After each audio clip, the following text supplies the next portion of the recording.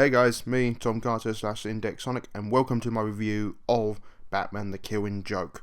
Right, I just got back from central London, from the Leicester Square, from the View there, cinema, and they did a special one night screening only of Batman the Killing Joke. And I have to say, I enjoyed this a lot, and it was really good to see this with a crowd and asked to see it. It was really good. Before I get into the review itself, I'm just going to quickly mention, before they start the film, they showed off some trailers. Primarily was Warner Brothers, because Warner Brothers was sponsoring this whole event, and it was really good. I really enjoyed the trailers. We saw Suicide Squad, we saw a trailer for Wonder Woman, Lego Batman, and a few other Warner Brothers properties that are going to come out later this year, or probably next year. Batman the Killing Joke, it was a good film. I really personally enjoyed it, and when I was going into this film, I heard so much negativism about this film and problems with it, and especially the one scene. I'm going to get to that when I get to it. Warning, there are going to be some minor spoilers in this review, but yeah, again, if you read the comic already, you've practically seen the film. The film's pretty much beat to what the comic is. There's some changes in and there, but they're not really huge ones, to be honest. They're either just adding on the source material or slightly tweaked it so it will work on screen format. So we start off with a prologue to introduce us to this story, but it's not the actual Killing Joke story we start off with this whole thing with Batgirl, and we get to know her character. The reason why they did this, because they want us to get to know Batgirl before the whole big twist of it. Again, like I said, spoiler review here, she gets shot and paralyzed by the Joker. And was it really necessary to add this? There's what a lot of questions are being asked, and what people have been pondering about. I say this right now, yes and no, and I give my reason why.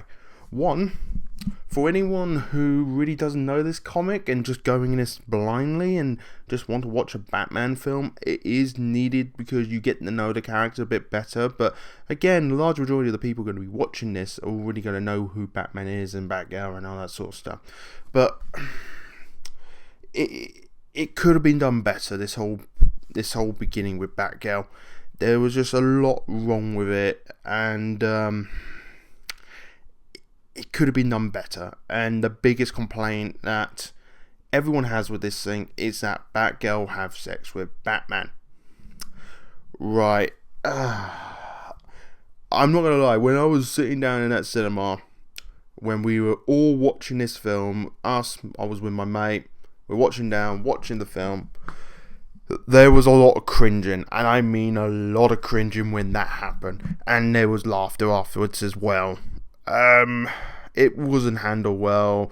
It should have needed to be there. I know Bruce Timm was the guy heading this project, I believe, and he always did have a thing for Batgirl and Batman getting together in that show, and even the Batman Beyond one even heavily hinted at it. And this just didn't need it, to be honest, man. It was just like, really? Okay. Oh dear. And the most annoying thing about it is that it doesn't add anything to the story that much. Only thing it does is like give you a little bit more emotional attachment to the Barbara. And the problem is that one scene, if that one scene wasn't there and they could have changed it to something else that wasn't a forced romance, which clearly it was, it would have been so much better. And that was the problem, and I think a load of problem had that. Was the best way to describe it, essentially Barbara's a college student / university student, she's having sex with a full grown adult. That was the problem, and no one wanted that. No one ever wanted to see that, to be honest. But digress, that whole sex scene with those two, the prologue did have an interesting bad guy in it, and it was okay, but it could have been done better. But let's get into the meat of this whole film, is that the Killing Joke story itself. Was it done justice with this team, and was it done justice with everything? Yes, it was done well. It was done fantastically well. It was like I said, beat to the comic, and it was so beautiful to see it, and they got the right people to do it. It's like you couldn't have done it without Kevin Conroy as Batman, and you couldn't have done it without Mark Hamill as the Joker, because it's one of these things. It's such a classic story. You need like legendary people who have voiced these characters before to do this, and they did it justice, and it felt right. Also, I like the fact that they got Tara Strong into the role of Batgirl as well, because she previously did the role of Batgirl as well, and I'm glad she came back to do this. Hand down, voice acting was really good and it's really spot on, and I really enjoyed it. But the animation, let's talk about the animation quickly. The animation, right, I can say this about this film: it's not ripping off Young Justice animation like the previous films have, and they have been so guilty of that.